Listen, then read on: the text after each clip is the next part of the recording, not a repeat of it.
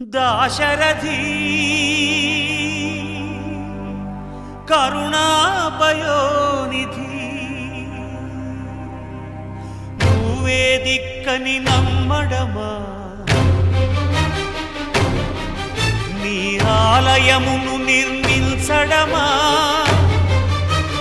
నిరతము నిన్ను భజించడమా